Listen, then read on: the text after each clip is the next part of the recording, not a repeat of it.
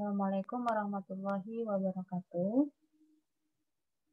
Baik, eee, hari ini saya akan lanjutkan penjelasan kita setelah materi validitas kemarin, yaitu mengenai reliabilitas. Jadi setelah kita mengkonstruksi sebuah alat ukur, hal yang paling penting yang perlu kita lakukan selain kita menguji validitas adalah kita menguji reliabilitas. Nah, biasanya sekarang teknik reliabilitas, eee dilakukan dengan menggunakan bantuan program SPSS, yaitu dengan melihat alfa Krombacher, ya, di mana kalau misalnya angkanya lebih dari 0,6, dikatakan bahwa skala itu memiliki reliabilitas yang baik. Nah, sebelum kita beranjak ke sana, itu nanti kalian akan pelajari, akan kalian pahami ketika kalian sedang menyusun skripsi. Nah, untuk pertemuan kali ini, saya akan jelaskan konsep dasar. Apa itu reliabilitas? Kenapa kita perlu melakukan uji reliabilitas terhadap alat ukur yang sudah kita buat? Oke, yang pertama, kita lihat dulu apa definisi dari reliabilitas. Nah, reliabilitas itu adalah seberapa besar variasi yang mungkin muncul ketika alat tes yang sama diberikan pada orang yang sama, tetapi dalam waktu yang berbeda. Nah, misalnya ketika kita memberikan tes mengenai stres, gitu ya, alat tes atau skala mengenai stres kita berikan pada subjek A pada hari ini, apakah jawabannya akan sama ketika diberikan pada waktu 10 minggu kemudian misalnya. Nah, ketika misalnya hasilnya itu sama, berarti tes ini dikatakan dia stabil dan konsisten, gitu ya.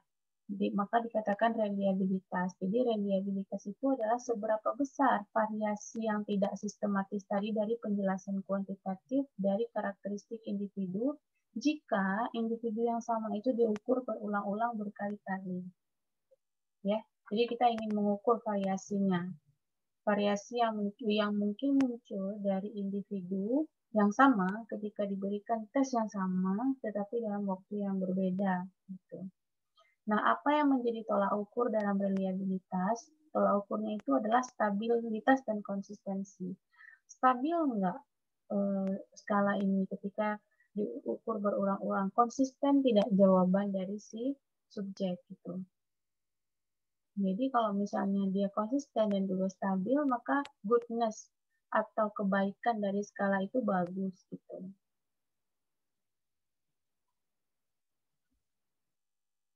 Nah, ketika misalnya dia konsisten dalam menjawab dan juga alat tes itu stabil dalam mengukur sebuah konstruk atau variabel, maka alat ukur itu bisa dipercaya. Itulah guna dari reliabilitas. Apakah tes ini dapat kita percaya untuk mengukur stres atau tidak? Gitu. Ya. Nah, kepercayaan itu kemudian muncul dalam bentuk konsistensi dari jawaban. Jadi konsistensi dari jawaban subjek dari waktu ke waktu. Ini maksudnya adalah reliabilitas. Ya. Nah, ini ya. Jadi kebaikan sebuah skala kan diukur dari dua cara, dari reliabilitas dan juga validitas. Validitas sudah saya bahas sebelumnya. Kemudian kebaikan kedua dilihat dari reliabilitas. Reliabilitas yang menjadi indikatornya adalah stabilitas dan konsistensi. Nah, dari masing-masing indikator ini nanti ada teknik-teknik yang biasa digunakan dalam melihat reliabilitas. Nah, teknik-teknik seperti ini biasanya dipelajari lebih dalam ketika kalian memang tertarik dalam bidang psikometri ya. Jadi memang kalian punya interest yang tinggi dalam mengkonstruksi sebuah alat ukur, sebuah alat tes, yang mana alat tes itu kemudian akan dipakai oleh banyak orang. Tapi dalam taraf S1, kalian hanya diminta untuk melakukan uji reliabilitas dengan bantuan SPSS, nanti akan langsung keluar angkanya berapa, kemudian dari situ kalian bisa ambil kesimpulan reliabilitasnya bagus atau tidak. Itu cara yang paling sederhana sebenarnya, dan untuk mahasiswa S1 kalian hanya dituntut untuk mengetahui tes ini reliable atau tidak. Tapi jika kalian melanjutkan sekolah lagi atau mengambil konsentrasi khusus di bidang psikometri dan kalian mengkonstruksi sebuah alat ukur, membuat alat ukur, maka teknik-teknik ini harus dilalui satu persatu. Gitu. Ya, ada 4 teknik yang biasanya digunakan untuk mengecek reliabilitas, baik itu dari indikator stabilitas maupun konsistensi. Ada test retest, ada parallel form, ada inter-item konsistensi, dan ada juga split house. Gitu. Kita akan lihat satu-satu. Ini pembahasan secara umum saja ya, karena nanti ini pun tidak akan tidak terlalu dituntut saat kalian menulis skripsi. Tapi setidaknya kalian paham konsep reliabilitas itu bagaimana. Oke, yang pertama kita untuk melihat indikator stabilitas. Ada 2 teknik yang kita bisa gunakan untuk melihat apakah sebuah alat tes itu stabil atau tidak. Yang pertama dengan menggunakan teknik paralel, yang kedua adalah dengan menggunakan teknik test retest, ya. Nah, yang pertama kita akan lihat teknik paralel dulu. Teknik paralel ini maksudnya adalah kita membuat sebuah angket atau membuat sebuah pernyataan yang memiliki makna yang hampir mirip, gitu ya. Contoh di sini, apakah menurut saudara harga tiket di kereta ini tidak mahal? Kemudian pertanyaan yang lain, apakah harga di kereta ini telah sesuai dengan pelayanan yang saudara terima? Ini kan maksudnya hampir-hampir sama ya. Nah, teknik paralel ini kita gunakan dengan cara membuat 2 jenis skala yang hampir mirip pernyataannya gitu. Untuk melihatkan paralel ya. Untuk melihat apakah nanti jawabannya itu kira-kira stabil atau enggak, sama atau enggak. Nah, bagaimana kemudian cara kita melihat apakah skala utama yang kita buat ini reliable atau tidak? Ini nanti tekniknya juga akan dibantu oleh SPSS yang dengan menggunakan product moment. Product moment ini adalah salah satu teknik analisis statistik yang gunanya untuk menganalisis korelasi atau hubungan. Jadi, ketika kita mendapatkan kita membuat dua skala dengan konstruk variabel yang sama, ya dari teori yang sama, tapi akan dibangun 2 buah skala, tapi dengan bentuk pernyataan kalimat yang beda, tapi maksudnya sama. Kemudian saat kita melakukan tabulasi, di akhir itu kan nanti di SPSS dia ada tabulasi ya. Tabulasi kemudian akan ditotal, misalnya satu skala jumlah itemnya 10. Skala yang kedua jumlah itemnya juga ada 10. Kemudian dari 10 item itu masing-masing pernyataan atau masing-masing item nilai minimalnya 1, nilai maksimalnya misalnya 4. Berarti kalau misalnya maksimal jawabannya dia semua 4 kali 10 item berarti jawaban maksimalnya 10. Begitu juga dengan item dengan skala yang satu lagi gitu yang kita buat paralelnya. Nah, nanti itu kita total tuh apakah ada yang 40, ada yang 36, ada yang 30, skala satu lagi juga ada 40 misalnya 30, ada yang 35 atau mungkin ada 20. Nah, total inilah yang kemudian kita masukkan ke dalam SPSS untuk dilihat korelasinya. Nah, semakin tinggi nilai korelasinya, maka reliabilitasnya bagus. Nah, angka korelasi ini kan dia berkisar dari 0 sampai dengan 1. Jika dengan taraf signifikansi lebih kecil daripada 0,05. Jadi kalau misalnya nilai korelasinya signifikan berarti di bawah 0,05, maka dikatakan kedua alat tes ini memiliki stabilitas yang baik, berarti reliabilitasnya bagus. Ini adalah teknik paralel. Jadi teknik paralel itu kita membuat satu cadangan skala lain dari teori yang sama dengan aspek-aspek yang sama, gitu ya. Jadi teorinya harus sama, nggak boleh teori yang beda. Kemudian teknik yang kedua untuk melihat stabilitas adalah dengan teknik test retest.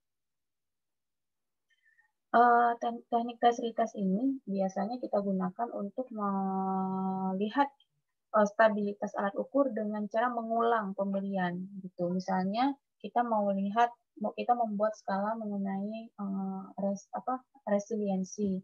Resiliensi kita berikan pada subjek misalnya dalam kondisi sekarang misalnya resiliensi dia dalam kondisi sedang pandemi COVID misalnya. Kita juga harus beri skala itu saat sedang pandemi COVID ya, jangan setelah pandemi COVID. Jadi biar situasinya sama. Misalnya kita beri skala ini sekarang gitu, skala resiliensi. Kemudian kita beli skala ini lagi misalnya 3 bulan atau 2 bulan kemudian. Kita ingin lihat nih stabilitasnya. Nah, teknik akhirnya juga sama seperti teknik parallel form tadi. Nanti kalau ini bedanya kita tidak membuat skala cadangan. Skalanya cukup satu, tapi kita berikan pada subjek yang sama pada waktu yang berbeda. Cuman ini akhirnya kita akan makan waktu lama menunggu. Kalau tadi yang alternatif form atau yang paralel, kita buat skala 2, tapi pada waktu yang bersamaan jalannya. Ya, ada kelebihan dan kekurangan sih sebenarnya. Kalau yang pertama itu kan kita harus bekerja keras membuat 2 skala. Kalau yang ini kita cukup buat skala, tapi kita harus menunggu waktu gitu.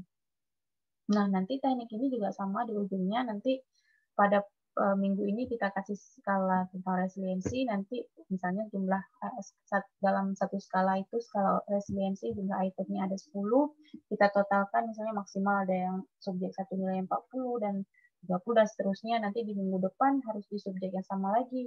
Misalnya totalnya berubah, misalnya ada yang 38, 37, nah total itu kemudian dilihat korelasinya. Kalau misalnya signifikan korelasinya dari teknik Pearson product command, maka dia reliabilitasnya bagus, stabilitasnya bagus. Nah, itu. Nah, teknik yang lainnya dari cara mengukur reliabilitas adalah kita ingin melihat indikator konsistensi. Konsisten nggak sih jawabannya gitu ya. Ada 2 cara yang kita gunakan. Yang pertama adalah inter-item konsistensi, yang kedua adalah split half.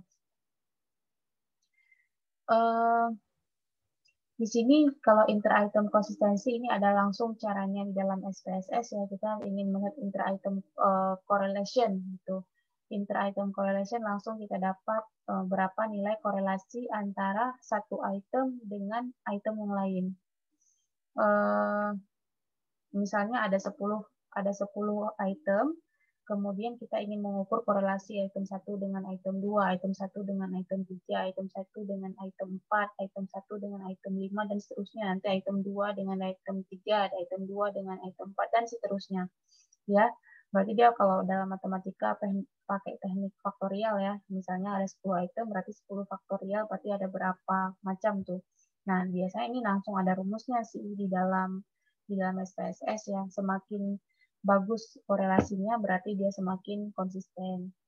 Nah, kalau misalnya pakai teknik split half, kalau tadi kan inter-item konsistensi, kita skalanya nggak kita bagi-bagi tuh itemnya. Itemnya ada 10, satu skala misalnya itemnya 10, kita korelasikan ke 10-nya pakai teknik SPSS. Tapi kalau pakai teknik split half, misalnya skalanya punya 10 item, kita split jadi 2. 5 gitu. Nah, kita bagi 2, kemudian dari masing-masing skala ini kemudian kita jumlahkan. Tekniknya sama aja, jadi kayak satu skala kita bagi 2, tinggal 5 item, satu lagi 5 item. Berarti kalau 5 item, 5 item berarti kalau misalkan satu item itu skor maksimal 4, berarti kalau tinggal 5, berarti kan skor maksimalnya tinggal 20. Berarti kan nanti bervariasi tuh. Pasti yang lain juga ada yang 20 mungkin, ada yang 19, ada yang 10, dan seterusnya. Satu lagi juga kayak gitu, karena tinggal 5 kan itemnya. Kemudian total item yang 5 tadi, total si skala yang tinggal 5 item dengan total skala yang 5 item tadi, kemudian kita korelasikan pakai teknik SPSS. Nah biasanya ya, kalau misalnya skala dengan 10 item, kemudian kita bagi 2, akhirnya tinggal 5, dan satu lagi tinggal 5, nilai korelasinya item yang 10 dengan item yang 5 biasanya memang lebih rendah. Tapi lebih rendah di sini bukan berarti dia tidak reliable. Misalnya, kalau misalnya item yang pertama ada 10, korelasinya misalnya sampai 0,89, misalnya katakanlah. Tapi ketika dia dibelah 2, split half, jumlah korelasinya misalnya tinggal 0,79. Nah, reliabilitasnya juga bagus, masih di atas 0,6, cuman ya nilai tadi karena secara statistik dia dibagi 2 ya nilainya berkurang sedikit. Dan biasanya itu normal sih, karena memang ketika skalanya tinggal sedikit kan, ketika itemnya tinggal sedikit, dia korelasinya jadi mengecil. Gitu. Ngecilnya biasanya nggak sangat signifikan, paling 0,0 sekian poin, kita tidak berpengaruh sangat signifikan. Ini hanya perhitungan matematis. Nah, itu ya, jadi beberapa teknik yang bisa kita pakai untuk melihat reliabilitas sebuah skala. Nah, ini ada ilustrasi mengenai validitas dan reliabilitas. Nah, ingat tadi konsep reliabilitas. Ketika diulang-ulang, jawabannya tetap sama. Lihat ya, ini di gambar pertama, ketika diberikan berulang-ulang, jawabannya masih ada di rentang sini nih. Rentang sini. Ya nggak? Nah, tapi dia dikatakan nggak valid, padahal dia ada di sini. Kenapa? Karena dia hanya mengukur bagian luar saja dari satu aspek, nggak mengukur semua. Kayak misalnya apa namanya skala terdiri beberapa aspek. Skala ini hanya mengukur aspek satu, sedangkan aspek yang lainnya itu nggak terukur. Nah, karena dikatakan dia reliable, tapi dia nggak valid. Kayak gitu. Nggak apa namanya nggak beririsan. Kalian mungkin masih ingat konsep dalam matematika ada diagram Venn gitu ya, himpunan. Ketika ada satu apa namanya misalnya ada 10 siswa, di kelas A yang suka matematika. Kemudian di kelas A juga ada 20 siswa yang suka fisika. Dari 10 siswa yang suka matematika dan 20 siswa yang suka fisika, ada 5 di antara mereka yang sama-sama suka biologi misalnya. Ya, 5 yang suka biologi inilah yang kemudian dia beririsan antara dua, berarti yang 5 orang ini dia suka fisika, dia suka matematika, dan dia juga suka biologi gitu. Nah, berarti kan dia ada di tengah-tengah ya harusnya karena dia beririsan mewakili semua. Kalau ini kan dia hanya ada di luar, dia hanya mengukur satu aspek saja gitu. Berarti dia nggak valid, reliable karena kalau diulang-ulang tesnya jawabannya konsisten ada di sini gitu. Sebarannya cuma di sini. Nah, yang ini valid nih karena semua layer ada dia.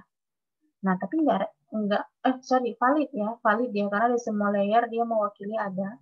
Tapi kemudian nggak reliable karena ketika diulang-ulang pertanyaannya, jawabannya itu menyebar. Kadang di sini, kadang di sini, kadang di sana, jadi berhamburan gitu ya. Jadi dia enggak reliable, enggak konsisten, enggak stabil gitu ya. Nah, yang gambar ilustrasi yang ketiga ini enggak valid juga iya, enggak reliable juga iya. Sebarannya hanya di atas saja. Kemudian eh, apa namanya? Ketika diulang-ulang jawabannya juga bersebaran kemana-mana. Nah, yang inilah yang dikatakan sebuah skala itu valid dan juga reliable. Ketika diulang-ulang jawabannya konsisten ada di sini stabil dan ini mewakili semuanya gitu, valid ya.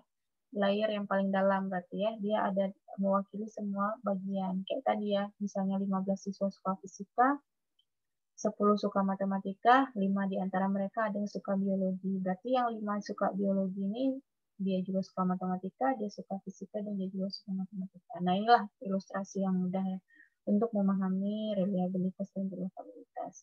Baik, terima kasih. Saya rasa cukup segini. Kita akan lanjutkan di video berikutnya. Assalamualaikum warahmatullahi wabarakatuh.